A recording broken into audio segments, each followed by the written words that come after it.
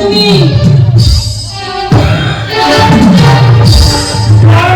চিনতে পারিনি। আগে আমি কালো ছিলাম, আমার গায়ে কিন্তু গন্ধ ছিল, ভস্ম হয়েছি, আমাকে কিন্তু চিনতে পারবে। বলি তোমার উনি কোথায়? রাতে গেছে, বাড়ি নেই। তাহলে তোমার উনি বাড়িতে নেই? আমি তো ভিতরে আসবো। কি বলে? আমি তো বললাম আমার উনি বাড়ি নেই, রাতে গেছে। ভিতরে আসবে? কেন আসি? খাওনি পাড়ার লোকজন যেতে মার খাবো।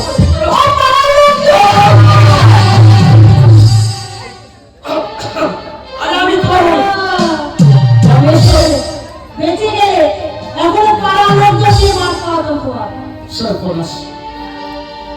যাকে ফিরে এসেছো, করে দাও, করি পাইনি। করি পাইনি? ছেলে ছেলে পেয়েছি। ওই মিল করা ছেলে পা ধোয়া জল খেয়ে আমি পুরস্কার দিয়েছি। বুঝি পেয়েছি, তুমি শুনে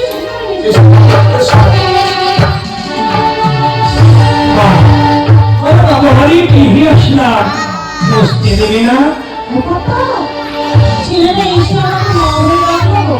আজকে বলে জানো মা, তোমাদের বাড়িতে এলাম, বসতে দেবে না? আমরা একটু বাড়িতে বসে ছেলে দুটোকে সে জায়গায় তো খুঁজে পাচ্ছিল। ঠিকই বলেছি, আমরা তো দিন যুক্ত হবে তো টাকা আমার তো মাথাতে থাকে। দেখতে মনে হচ্ছে রাজার সন্তান। তাছাড়া কথা বলে অতীত রূপে রাখি নারায়ণ। আর ওদেরকে যদি সেবা যত্ন করা না যায়, ওদের যদি বইও খায়, সারা জীবনে পড়বো নাকি বলে একদিনই তা শূন্য হয়ে যায়। জানি না কি চাইছো তুমি আমার কাছে, কি অবস্থে কেন ছেঁড়া যার আছে, ছেঁড়া যার কপি কি গো, দেখি মনে হচ্ছে রাজার সন্তান আমার এই ভাঙা ঘরে এসে তাও ছেড়ে দেওয়া বসতো। কেন বসবে না? আমরা যে করি এছাড়া তো আমাদের ভাবার মতন কিছু নেই। অন্তরে ভক্তি নিয়ে বসতে দাও অবশ্যই। আমি নিয়ে আসি।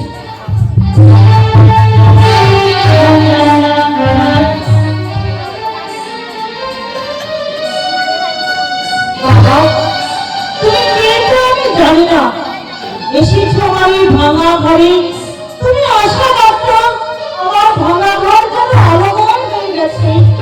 তুমি কে তা জানি না বাবা, বসতে চেয়েছো আমার কাছে, এই হতভাগীর কাছে ছেঁড়া যায় ছাড়া আর কিছু নেই। তাই নিজের কোনো কৃপা করে বসত কাজ করে এই ছেঁড়া যায়।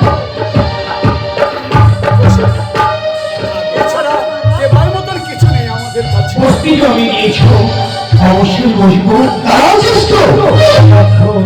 আমরা রাজার সন্তান, আমরা রাজসিংহাসনে বসে, তাহলে আমরা এই ছেলেটাকে কেন বসবো? রাজেষ্ট আমরা রাজসিংহাসনে বসবো। ভাই আমার এরা তো গরিব, কোথায় পারে আমার মনের সিংহাসন যে আমাদেরকে বসতে দিবি? এই রাজসিংহাসন সব থেকে বড় নয়, সব থেকে বড় হচ্ছে তার পবিত্র মন, তার ভক্তি। আজ আমাদের বসতে দেওয়ার মতন কিছু নেই বলে মনের ভক্তিতে ছেড়া জাল দিয়েছে বসতে। এই ছেড়া জালে বসে নেয় ভক্তির ছেড়া জালে বসে নেয়। সিংহাসন থেকে অনেক অনুভূতি, অনেক শান্তি পাই।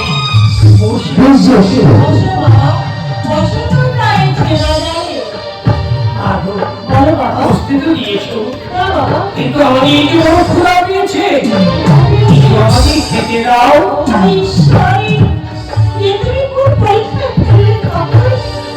আমার ভয়কে আজ কিছুই নেই। সন্তান খেতে চাইছে হতভাগীর কাছে। আমি আজ মায়ের সন্তানের কিছু করে সেইটুকু আমার সুন্দর করে ডেকে মা বলে আমার কাছে খেতে চাইলো। আমার ঘরে কিছু নেই আজ যে মা হয়ে সন্তানের মুখে তুলে দেবো। আমি সব শুনেছি, এছাড়া আমি প্রচুর ব্যক্তিদের কাছে কথা শুনেছি যে দানিদের গতি খণ্ডে ভজনের খণ্ডে তাহা একটি জমকে ভজন করতে চেয়েছে আর সেই ভজনটুকু করে না সত্যি মহাদিকে চলে গেছে। এতই মতো ব্যাপার এই সময় কোন পরীক্ষা তুমি চাইছো আমাদের কাছে, তবে কি সত্যি করে মহাপাপে লিপ্ত করতে চাইছো আমাদের জীবন? আজ নিজে হতে ফুটে খেয়েছি আর তাদের মুখে অন্য করে দেবার মতো আনন্দ লাগি। কোথায় পাবো? কেমন করে ওকে বেশি ভাবের মতো ভাবতেছ? তুমি আমাদের উপায় করে দাও, তুমি আমাদের উপায় বলে দাও। মনে করেছে আমার মনে করেছে কি গো? আমার চলে কি জবের নাম বানিয়েছিলে? জবের নাড়ু? সেই জবের নামটা বের করো না দেখি কেমন আছে।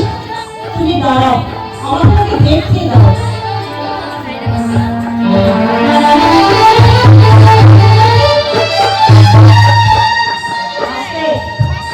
সে কি গো? জরি নাড়ুগুলো কতদিন হয়ে গেছে আমি রেখেছি, দেখো কত পোকা হয়ে গেছে।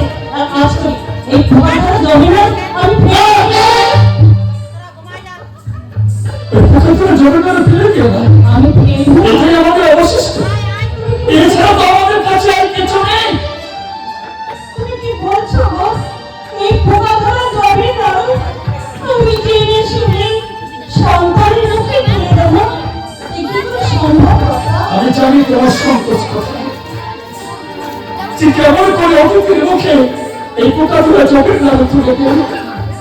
এছাড়া তো বিকল্প অবস্থা আমাদের কাছে কিছু নয়। তবে একটা কথা মনে রেখো, জানি না কে তুমি সমগ্র অবস্থানে কথা যে সত্য হয় অতিথিকে নারায়ণ, তবে ঈশ্বর কখনো অন্তরে কেউ যদি অহংকারে কি করে ভজন দেয়, সেই ভজন কখন ঈশ্বর গ্রহণ করে না। ঈশ্বর গ্রহণ করে ভক্তির ভক্তির সাধন। তাই যদি হয়ে থাকে নয়ের জয় ধৌত করে দাও, পোকা ধরা যাবেন না, অন্তরের ভক্তি দিয়ে নয়ের জয় ধৌত করে দাও। অবশ্যই নিজে করে কৃপা করে ভজন করে পোকা ধরা যাবে না। এই পোকা ধরা যাবেন না মহান উপলক্ষ আমাদের অন্তরের মুক্তি সেটাই হবে তাই হবে বাবা, সে তুমি তা আমি জানি না।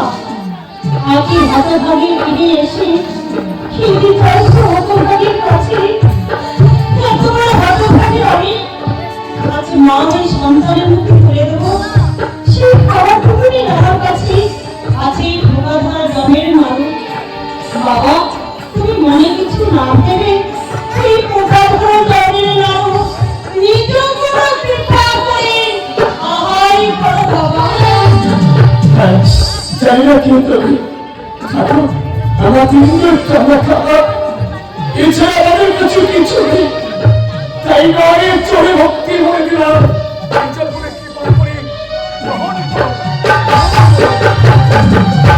না বাবা, আবার করো।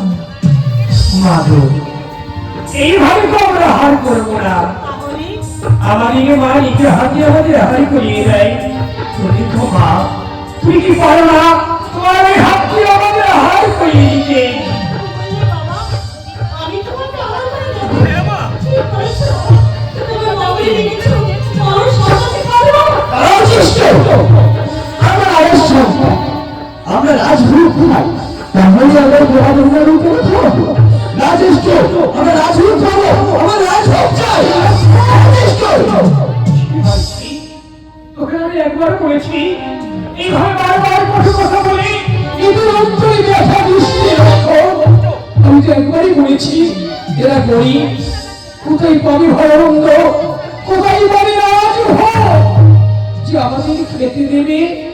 ওরে চেয়ে দেখ লক্ষ্য, চেয়ে দেখ ভাই, আজ হতে পারে গরিব কিন্তু ভগবানের প্রতি অন্তরে কতটা ভক্তি বিশ্বাস দেখেছিস? পোকা ধরা জপ চিহ্ন আজ পোকা বেছে নয় ভক্তিকে নয়নে চল দিয়ে ভক্ত করি আমাদের ভোজন দিতে চলেছে। তাই বারবার কোঠে কথা বলে আমরা কৃষ্ণে লক্ষ্য, এরপরে যদি আর কিছু বলিস আমি তোকে ভাই বলে ক্ষমা করবো না। শুধু তাই নয়, আজ আমি কথা দিচ্ছি, কোন ভক্ত মনে যদি অহংকারী নিয়েই মন্দাবিতায় রাজভোগ দিয়ে আমার সেবা দেয়, সেই ভক্তের সেবা আমি গ্রহণ করবো না। যেজন ভক্ত তার ভক্তি বলে নয়নের চোখ দিয়ে ফুল বাতাসা দিয়ে আমার ভোগ দেবে, পবিত্র বলে সেই ভক্তের সেবা আমি গ্রহণ করবো। কথা দিলাম, এই রে লক্ষ্য দাও মা।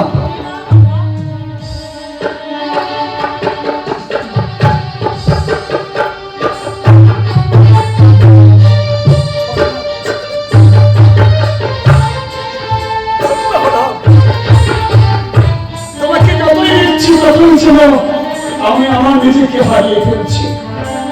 আগে বুঝতে না পারলেও আমি এখন বুঝতে পেরেছি তুমি সামান্য কেউ নও। তুমি যদি সামান্য হবে তবে তোমার সংস্পর্শে হও না কেন ভাষণ হতে মুক্তি পাবে। তুমি যদি সামান্য হবে তবে আমার জন্য কষ্টের তবে কেন সঙ্গে রূপান্তরিত হবে। তুমি যদি সামান্য হবে তবে আমার কি এসে কেন তুমি তুমি কখন করবে। তুমি সামান্য কেউ নও, তুমি অসামান্য। মা, বসতে দিয়েছো, খেতে দিয়েছো, এবার আমাদের বিদায় দাও। ও কাকা, ছেলে দুটোকে আরেকটু সময় থাকতে বলো। আরেকটু সময় ধরে এই হতভাগীকে মা বলে ডাকবে। একে আমি দেখছি, এটা একে দেখছি আমি আপনাদের ঘরে যা ছাদে এই ভাঙা ঘরে বর্ষাকালে কেমন করে থাকে না আপনারা? আমি বড় আনন্দে থাকি ঠাকুর। আনন্দে? কি বলছেন পিতা? আমার মতো সুখী মজার এই জগতে আর কেউ নেই। কি বলছেন পিতা? ভাঙা ঘরের উপরে আচ্ছাদন নেই, বর্ষাকালে বৃষ্টির জল সম্পর্কে তো ভিতরে পড়বে, তাই কেমন করে আনন্দই থাকে। ইচ্ছে করে আপনাদের ঘরে আচ্ছাদন দিতে পারেন। ঠিকই বলেছে, ইচ্ছে করলে আমি ঘরের আচ্ছাদন দিতে পারি। আমি জেনে শুনে আচ্ছাদন দিই। কেন? কেন কেন থেকে আমি হিন্দুর পরে ভিকারি হতে পারি, কিন্তু ঈশ্বরের কাছে কখন আমি ধর্মস্বচ্ছ চাইনি। আমি তাকে বলছি, যত দুঃখ তুমি আমায় দেবে দাও, যত দুঃখ তোমার সহ্য করবে সত্যি তুমি আমায় দিও। এবং তুমি জয় করি অথবা তোমার চলে ভাই ভাই এই সর্বত্র আমি আমার এই মুক্তি অন্তর্কারী হয়ে রাখি। তাই তোমার ঠাকুর আর যাদের ঘর মজবুত আছে, ভালো আছে, যদি ঝড় বৃষ্টি আসে তারা কি কখনো ঈশ্বরের কথা চিন্তা করে? পিতা, তারা কখনো ঈশ্বরের কথা চিন্তা করে না, তারা নিজেকে কমিয়ে থাকে। আর যখন ঝড় বৃষ্টি আসে, ঝড়ের প্রাণগুলি ধ্বংস প্রমাণ করে বৃষ্টির ঘরের মধ্যে পড়ে আমার কিন্তু হাত করে একবার ওপরে যায়, ওপরে যায় বাকি যদি বলে হে গোবিন্দ, হে গোবিন্দ, তুমি আমাদেরকে রক্ষা করো, আমাদেরকে রক্ষা করো। ভগবানের প্রতি অন্তরে এত ভক্তি, এত বিশ্বাস, ধন্য আজ আমি ধন্য হলাম আপনারই ভক্তি দেখে। আমি মুগ্ধ হয়েছি। মানো মা, তোমার সেবায় আমি সন্তুষ্ট হয়েছি। আমাকে বাঁচাও, ধন অর্থ ঐশ্বর্য যা চাইবে আমি দেবো। আমার কাছে কি চাও মা? বলি বাবা, আমি তোমার সেবা দিয়েছি বলে তুমি সন্তুষ্ট আমার বর দিবি না? সত্য মা, তবে বেশ, তুমি আমাকে দিতে চেয়েছো বাবা, তবে এই বর দাও আমায় তুমি। তোমার কাছে আমি ধন সম্পদ অর্থ টাকা পয়সা গাড়ি বাড়ি আমি চাই না বাবা। তোমার কাছে শুধু চাই তোমারই মতো সন্তানের মুখে আমি যে মা ডাকি। আমারও একই ইচ্ছা, তোমার মতো সন্তানের মুখে পিঠে ডাকছে। পিতা, আমাদের ইচ্ছা কি পূর্ণ হবে না? পিতা, এক জন্মের ফলিত হইতে পায় না।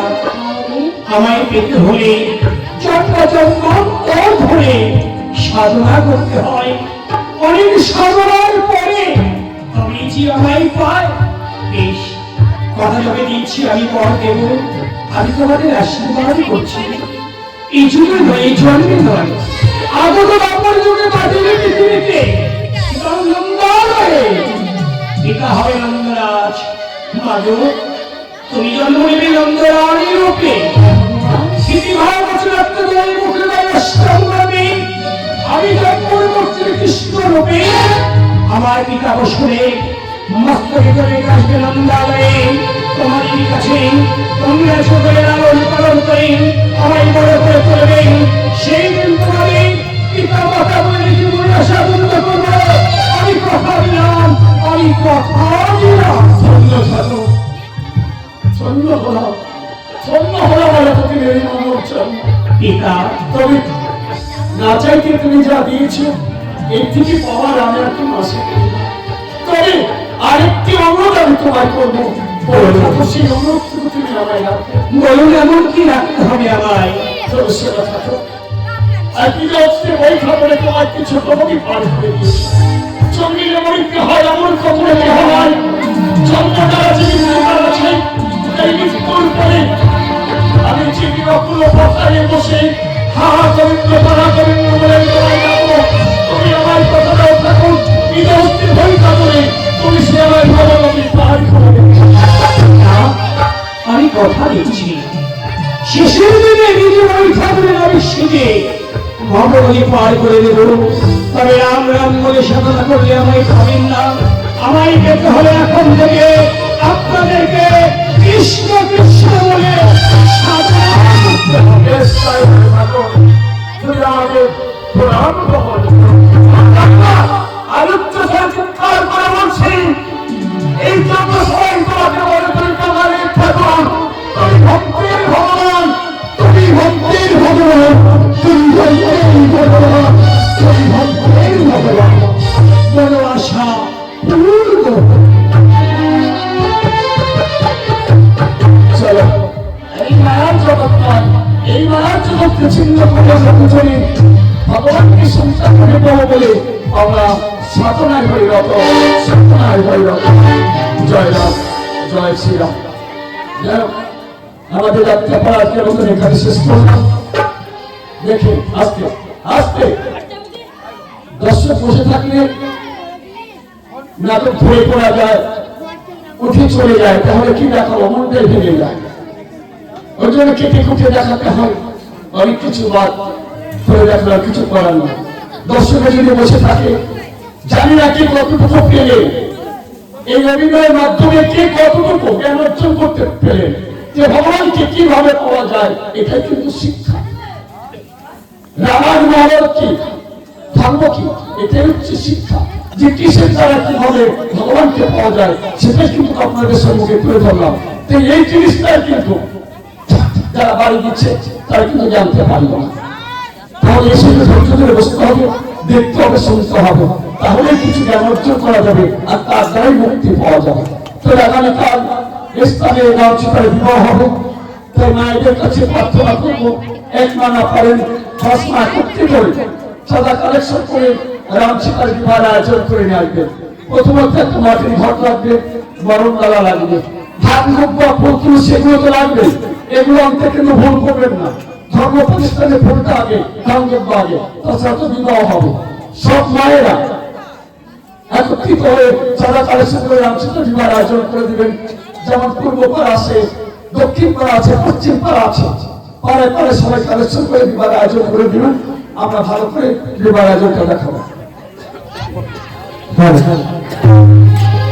সবাইকে নিমন্ত্রণ থাকলো, অবশ্যই আসবে এবং যার যেটা ইচ্ছে হবে বিবাহের যৌথ স্বরূপ আপনারা দান করে কৃপা করবেন, ধন্য করবেন।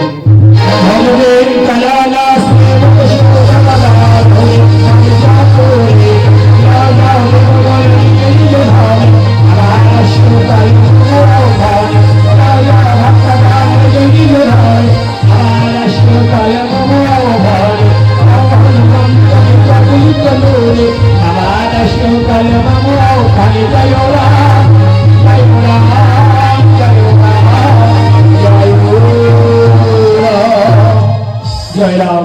আগামীকালকে দেখতে পাবে হরধন ভঙ্গ, রাম সীতার বিবাহ, রাম বনবাস, রাম বনবাস।